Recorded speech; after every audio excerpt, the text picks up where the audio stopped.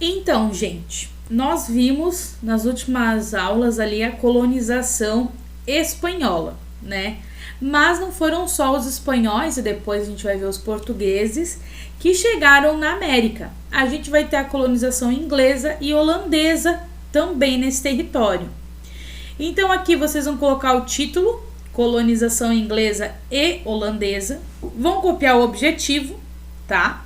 Entender como que vai dar essa conquista da América, as formas de organização política, social dos indígenas e europeus, conflitos, dominação e conciliação. Então aqui a colonização inglesa. As primeiras nações, então, europeias a explorar e colonizar a América vão ser os espanhóis e portugueses. Isso a gente já viu.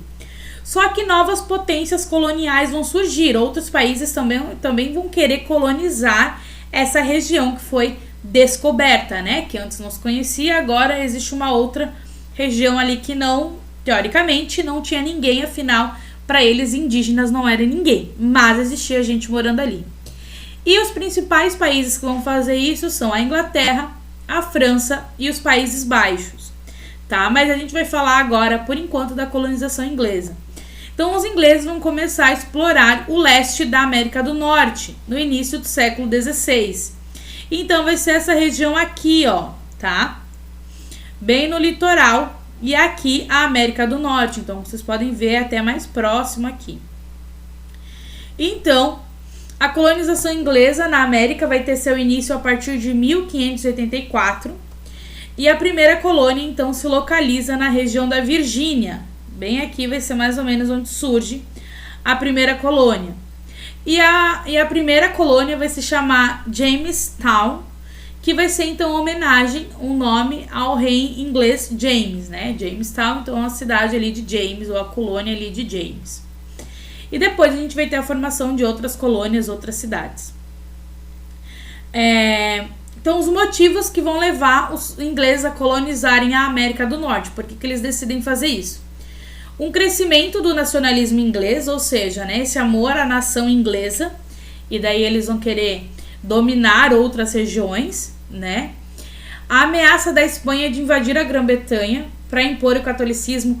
Lembra que teve um rei inglês que cria uma nova religião? Então ele rompe com a Igreja Católica. Então existiu um medo que a Espanha, que era super católica, invadisse a região da Grã-Bretanha. Por isso,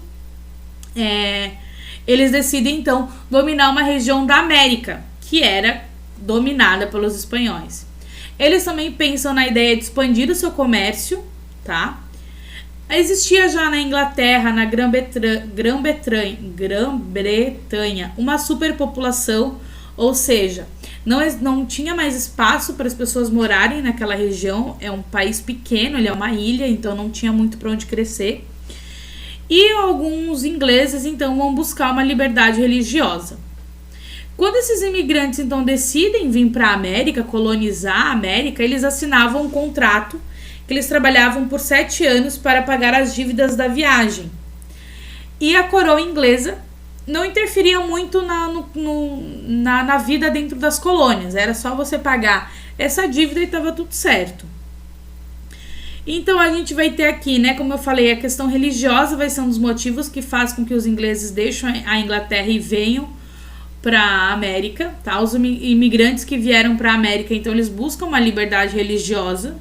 Alguns sofriam perseguição religiosa, então vieram para a América do Norte colonos anglicanos, calvinistas, puritanos, católicos, presbiterianos, luteranos e judeus. Então veio uma diversidade muito grande religiosa, e cada grupo então acaba buscando uma região ali dentro da América do Norte.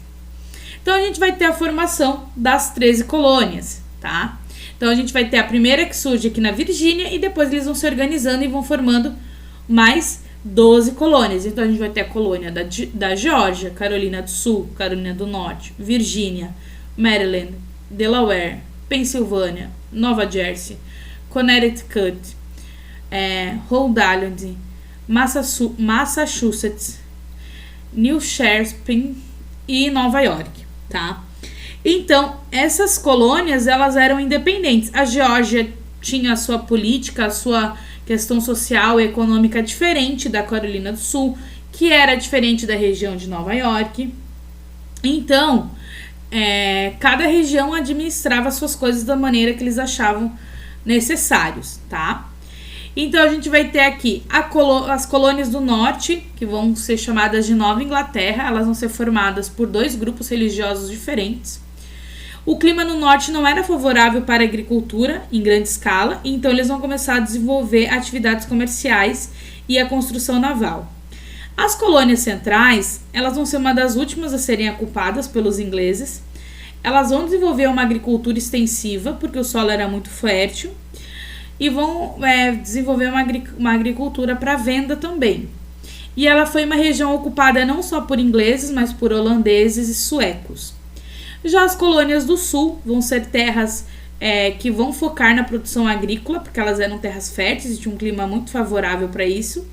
Então, ela vai ser formada por grandes propriedades rurais que tinham monoculturas, ou seja, a produção de um único produto para venda. Então, eram grandes fazendas produtoras de algodão ou grandes fazendas produtoras de soja, grandes fazendas produtoras de milho. Era sempre um único produto. E lá já se usava mão de obra escravizada, tá? Então, essa mão de obra escravizada vindo principalmente das regiões africanas. Era uma sociedade estratificada, ou seja, existia poucas mudanças. E a gente vai ter, então, uma divisão bem clara entre senhores e escravos, certo? Agora, na próxima aula, a gente vai conhecer a colonização holandesa.